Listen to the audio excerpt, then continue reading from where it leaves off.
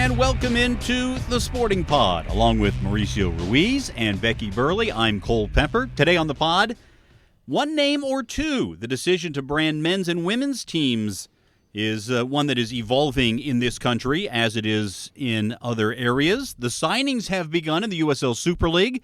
What to make of the early moves by teams ahead of the August kickoff. Right now, though, we want to remind you to become a member of Sporting Jacks. Just go to sportingjacks.com and sign up. It's absolutely free. You get discounts on Sporting Jacks merchandise, invitations to insider events, automatic chances to win special prizes and experiences. Plus, you get the Sporting Jacks monthly email newsletter. You can also, while there, place a deposit on your season tickets and receive first access to seats and a special limited edition Sporting Jacks founding member pin. Just go to sportingjacks.com. All right. Tony is off, so we've once again gone to our all-star on the bench, Becky Burleigh, to join us for this conversation. And I thought it was interesting. We're seeing more and more teams do what Sporting Jacks was the first to do in this country, and that is brand themselves as one under one brand. Brooklyn FC has mentioned that. Lexington SC, potentially Loudoun United could be heading in that direction as well. There are others who have multiple terms, such as Louisville City and Racing Louisville, owned by the same group. One of them plays in the USL Championship, the other in the NWSL. Different names there, Orlando City and Orlando Pride. Portland Timbers and Portland Thorns, although no longer under the same ownership there. You have the Spokane Velocity and Zephyr. Becky, I'll start with you. When Sporting Jacks announced that it would be both the men's and the women's brand, what did you think of it, and has your thought process changed at all as you've seen more and more teams in the United States sort of follow Sporting Jacks' lead? I actually love it. I mean, I think the idea of having two clubs under one crest it's really inclusive, and I think it really makes a statement. And I'm not surprised that other people have followed Jacks' lead, because I just think it's kind of the right way to do it, because otherwise it just always feels like two separate organizations, and it feels like two separate entities that are almost competing with one another. And in this way, it really makes it feel inclusive. There have been some that have taken the other tact, but if you look around the country, or around the world rather, Mauricio, you see, Premier League clubs have their women's clubs that are Chelsea women, the Arsenal Man U ladies, women, whatever it is, sort of in the same approach. Well, and Becky's been a part of an organization like that with Orlando City and Orlando Pride, so she can testify to the separation. Not that every organization is run like that, but typically there's that brand identity that automatically separates the two. When you have a different name, even though you have a family color, if you would, in Orlando City's case being purple, to me it's who's first. If I believe most organizations here in the U.S., they started with a men's team and then they added the women's side to it. So they need to, in order to kind of create that fan base, that female base, and to attract more women to the game, maybe they change the name to kind of create a little bit more of attention, right? I think you're starting to see some opposite things happen now, where the women's team is actually first now, and then what is the men's team going to do, right? It's a bit of a shift in the system, and then you also have MLS, and then you had NWSL, two different leagues. So in a way, you almost create two different identities at the same time. If most MLS teams had MLS women, right, now how the USL is having USL Super League and Championship underneath the same league umbrella, it's starting to make a whole lot more sense if you start teams with the women's team, and then you add, or in our case, come together underneath the same league sanctions and whatnot. There's going to be some differences here and there. I think it just makes a lot of sense for lack of brand confusion. Becky, one of the things that I wonder about is how much this impacts players' decisions on where to sign. When you start recruiting coach and staff, will this matter? Will this be a tiebreaker for prospects and staff? Will this matter to them? That's an interesting question. I mean, there's going to be certain cases where, for example, if there is someone who plays on the men's team and someone who plays on the women's team and they're linked in some way, for sure. And I've seen that happen on multiple occasions. But I also think it's a way to make it feel like it's a little bit more community based, a way to make it feel like it's more about the whole as opposed to the parts. And I really like Mauricio's point about how when those two teams are the same, it creates like the difference is two separate brandings, like MLS and WSL. That's two separate brandings. Like I love the idea of having the two teams in the same family. Yeah, and there are some in the USL Championship that have men's and women's that have not taken this tact. You can, from a branding standpoint, Mauricio, you can come up with great brands, no doubt. Mm-hmm. So there's the outward-facing part of this, and then there's the inward-facing, is how does this really affect operations and the way things are managed and how you go about the business of operating and selling these two clubs? Well, on the business side of it, and we're experiencing that a little bit in talking to local partners, there are some people that are just simply more interested on the women's team, mm-hmm. right? It's new, it's an opportunity, it's a vacant space in the marketing, sports marketing environment, so they kind of want to focus on that. So there is that pull to create its own lane, if you would. I think the league has recommended for us to look at both scenarios. They didn't tell us which one we should have, but say, hey, be mindful of it and really do what you feel is best for your environment, right? So then ultimately, after a lot of research and a lot of talking to the folks here, we decided on one direction with one club, under one crest. But it's not to say that in different, places in the country where they have a really strong feel for their women fan base, it doesn't work for them a little bit more. I do know on the business side of it, the league suggested that we will look at how we would separate merchandise sales and ticket sales. So if we're going to keep it under one name, then you have to be really functional on how do you still quantify mm-hmm. the interest for both environments. If you separate it, it's easy, right? But if you kind of combine it, it does draw a little bit more difficulty, but there's a lot of crossover regardless. So I think it's hard regardless on how you kind of put it together, but you just have to know how to operate that. And it's interesting, and I don't want to get too much in the weeds, but hey, this is a podcast. We can get more into the weeds here than we can on TV shows and things like that. But when you start talking about the impact that let's say a season ticket deposit has. Right now, if you go on sportingjacks.com, you can put your season ticket deposits down for the men, for the women, or both. So we've seen tremendous interest. I don't have the numbers right in front of me, and I'm not sure we'd be ready to share them anyway, but tremendous interest in terms of season ticket deposits that are already going down there, including quite a few that have used both for that. And so those are big soccer fans that want to support both. Some are going just men, some are going just women. Again, it's a deposit. You can always apply that down the road to a larger season ticket package or year-round package or what have you. So that's one area that it impacts. It also, I think it's interesting in terms of how it might impact the youth. From this standpoint, Mauricio. Yeah, and I would love to hear from Becky, in her time at Orlando Pride, Orlando City. Typically, when there's a two-brand organization with two different, the Youth Academy takes over the men's name in the name brand, right? Mm-hmm. There currently in Orlando, there's no Orlando Pride Youth for the girls, and that's kind of typical, unless I'm missing something here. But I don't know if there is a Thorns Youth compared to the Timbers Youth, and there might be, and I might be just kind of ignorant to all over the country. But this allows everybody to grow under one brand, the kids to play for the same team. In Orlando, if you're a youth girl player, you are playing for Orlando City. You're not playing for Orlando Pride, but then they ask you to come to the Orlando Pride game and support that. So there's where the confusion kind of happens a little bit. And if our fan base and the growth and development is within the youth system here, then it just makes sense, in my opinion, to keep it under one name. I think that's a really smart concept too, because, I'm not trying to get really specific here because it's not quite a match, but like if you think about the Florida Gators, you go to Florida Gators and you can watch football, you can watch soccer, you can watch men's tennis, you can watch women's tennis, but it's like Gator tennis. And I think that in itself provides like a loyalty to the brand, and it helps create like this surge of support for one thing.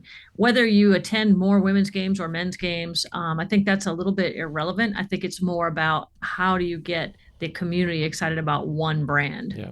Now, just as a side note, I did pop up here, and there is now a Portland Thorns Academy. Good. But that has happened since the change of ownership. They've separated. Since they've separated out, they had to do that. Prior to that, if you clicked on Portland Thorns Academy in a Google search, it would take you to Portland Timbers Academy, ECNL Academy, or what have you. And that's commonplace. Yeah. I'm interested to see what Orlando United are going to do. I know that they're, on the women's side, they're set to start in 24 as well. They have a pretty strong men's organization, 4,000 member club, boys and girls. So I don't know how much of that weighs on their decision to name the team. All right, let's talk about players coming into the USL Super League now as well. As the European leagues are wrapping up, now you see contracts come up and there are more players available and some other opportunities here, including the signings from Tampa Bay Sun, one of whom in particular had to have caught Becky Burleigh's eye, Erica Timrak, who played for Becky at Florida, one of the first 3 signees for the Tampa Bay Sun. So as we learn about how this league is going to look on the field, we'll see that starting in August when the games begin, we also want to get to know the people behind who are going to be on the field. And Becky, you certainly know Erica very well. You must have been very excited to have seen one of your former players signing in-state. She's a Bradenton girl, so close to home and able to represent the Tampa Bay area. Yeah, what a great match. I mean, Erica was very successful in Orlando, and she's been around. She's a veteran that can really speak to having experience not only on the field, but in the locker room. And I was really excited for her to get picked up by a USL team because, man, why would you want to leave that kind of experience out? And why would you want that career to end in Orlando when it could continue here in Tampa and bring so much experience? And Erica's a fun player to watch. She's really exciting offensive talent. That's a great pickup by Tampa Bay. Yeah, and had played on a couple of championship teams in the NWSL in Kansas City, so has some championship backing. She's 32, and this is an interesting thing. As you're starting a franchise, as you're starting from scratch, your roster build, you have to have some veterans who are going to be your leaders, even if these players are only going to play a year or 2 or 3 maybe before they get to the point where they're probably not going to be a full-time player for you. To have a veteran who's won championships, who's played domestically, who knows the state, obviously, what a perfect pick for one of your first players in Tampa. Yeah, there's no doubt about that in terms of what you're explaining, like that experience level of knowing what a championship culture looks like. I mean, I remember starting the soccer program at Florida, and that first year we had a couple of transfers, but we were mainly freshmen. And when you have all really young players, like it is a little bit like the blind leading the blind. And so it's kind of nice to have some veteran experience ingratiated with that. So the other signees we should point out are Jordan Listro and Dami Richardson. Listro, another Florida, at least college experience at USF, and played under the Suns head coach Denise Schilte Brown there. So that relationship is already there. Also has played for Orlando Pride in her NWSL career, as well as Kansas City, North Carolina Courage. And then Richardson was with Gotham FC in the NWSL, 42 appearances across 6 seasons, 31 years old. So these are again veteran players who they're bringing in. I wonder, and this is an open question, Becky, for both you and Mauricio, how many players, whether they're American or otherwise, who are playing in Europe, are we going to see signed to the USL Super League here before the first season begins? Yeah, I know there's a lot of buzz around it. I know there's a lot of people that are talking about like their only option, if for whatever reason the NWSL was not a good fit for them, was to go to Europe. And so now for them to have these other opportunities in different markets, or maybe even if it's just like, hey, I can actually be in a market like Erica that's a lot closer to my family. I mean, those options didn't exist before. So I'm pretty excited about that. Well, and the European season, different than the NWSL season, will end here over the summer. Mm-hmm. So a lot of players are coming out of contract. So people probably have wondered why there hasn't been more signings for some of the Super Leagues. I mean, I think these 3 are the first signings that are coming out. Well, because they're waiting for the international season to be over. And then that's when a lot of the signings that are already in communication, I have some insight that communication is already happening with people that are on, expiring their contracts. And that you're going to see that happening a lot more here in the next couple of months. Yeah, I certainly think it's going to be a flurry of signings here before August arrives. The other part of this is this what a logistical challenge for a coach of a first year team in a first year league, Becky, to try to gather all the players you need to get them all in. Some of them from overseas, dealing with visas. That stuff happens in soccer all the time. But then to get everybody together and then to try to instruct them as to the personality of a franchise that has never had a kicked a ball in competition out on the field. This is a pretty quick ramp up, it would seem. No doubt. And it's exciting having done that. And it's challenging because it's like you're sort of building the plane as you fly it, in the sense of like trying to put in all the defining, managing, and modeling of the standards that you want to have for your group.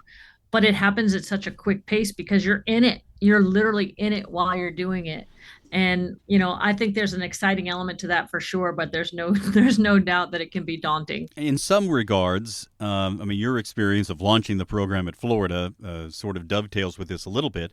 But for a college coach who has coached in an established program, they've had to do some of this in terms of bringing kids in, having a short ramp up and getting them out on the field. Very few pro coaches have had to do this unless they're talking about a new club starting somewhere. I wonder if, from that standpoint, that the college experience might actually help some of the coaches in the USL Super League who have come from the college game and are getting this opportunity here in the pros. Yeah, I think, people like Denise, who, she's had a track record of success at USF. And I think that there's going to be people who are going to love this challenge of being able to bring this new group together. I don't think anyone is going to think it's going to be a finished product in year one. I think that's the part where it's like you're going to continue to evolve. You're going to continue to, whether that's modify your roster or even modify, what are your highest standards? What is your model of play? Like, because all that has to come together with the personnel that you have. And sometimes you don't really know that until you get into it a little bit. And I'm thinking about this finite pool of players who can play at the level that being a first division pro league demands. Also, who are available based on contract, who are interested based on geography.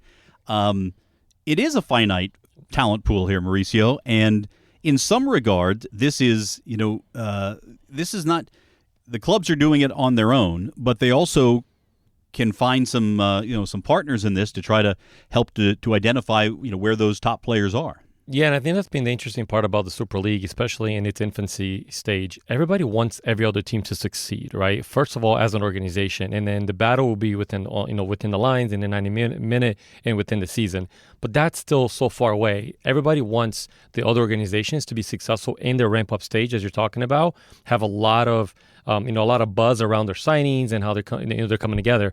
To the point is that we're getting invites all the way from Oakland Soul, all the way from London United, Tampa Bay, even as an in-state rivalry, when they're having open tryouts and they're having showcases that are sometimes put together by agencies, and really they're the ones that are pulling together these free agents. As you mentioned, a lot of people are on the contract. I was actually a bit surprised, pleasantly surprised, that we're getting an invite to come to other teams' tryouts or other teams' showcases so we can understand who the available players are, what the league is. And ultimately it's coming from a sense and a heart of we want everybody to be successful in his first year, because if we're all successful, then the league is successful and we can kind of lean on each other at that point. I'm a little surprised, Becky, that there isn't a formal league combine that is going on. I think at one point there was some talk of it and it didn't really materialize. But it is an important time to identify the players that can play in this league. Yeah, that's an interesting question too, because combines are such a challenge in some ways because you're playing with a bunch of people who you don't know, and it becomes a way to see certain things, but not a way to see other things. And so there's a really great part of combines, and there's a part of combines where it's like, wow, that's a lot of time and effort to put into something that doesn't give you a complete view of that player in their own environment. So I sort of see both sides of that. What lacks in that? Is that just being able to see the way they lead and the way they interact with teammates? Communication, connection. If you're like a playmaker, part of your playmaking skills depend on people understanding what you're looking for and what you're doing. And that comes with a little bit of time and chemistry. So when you see that player in their own environment, you can really pick up on that. And when you see them in an environment with a bunch of people that they've never, they don't even know their names half the time when you get in that combine environment, it becomes a little more challenging. But there's certainly parts of combines that are really valuable as well. So I don't want to, kind of poo-poo the idea of a combine. I just think it's like a combination of seeing someone in their own environment and that. Yeah, and I think when they're agent-led a little bit or agencies-led, where they're able to filter the level a little bit, right? I think that you start getting the benefit of it. But to Becky's point, when it's just an open combine and you don't know who's coming, and even when it's an agent-led and players that have had some kind of status, in order to enter the combine, you still get a little bit of that. You're not familiar with who's who. Are you playing within your right position? What system do you play? Sometimes you're a bit of a luxury player playing in a role that doesn't really fit. If they just say, hey, we're going to roll out a 4-3-3, but that doesn't really fit you. So a lot of players kind of get hidden, and some players get showcased. Then you bring them into the environment. I think what a lot of teams will do, they'll identify some of the traits that Becky was talking about you can see, and then they'll invite them into their own environment, and that's really when it kind of get the best test. Yeah, this is going to be a storyline we'll be following over the next 3.5 months until the USL Super League inaugural season kicks off. It's going to be fun to see it all come together. And then, of course, Sporting Jacks will have at least, a year and a half, 2 years worth of best practices to adopt as the first year for Sporting Jacks approaches. Becky Burleigh, thank you so much for pinch hitting once again for Tony Allegretti. Great to see you, and we'll see you soon. Sounds great. Thanks, guys. Thanks, Becky. And for Mauricio Ruiz, I'm Cole Pepper. Thanks so much for tuning in to the Sporting Pod.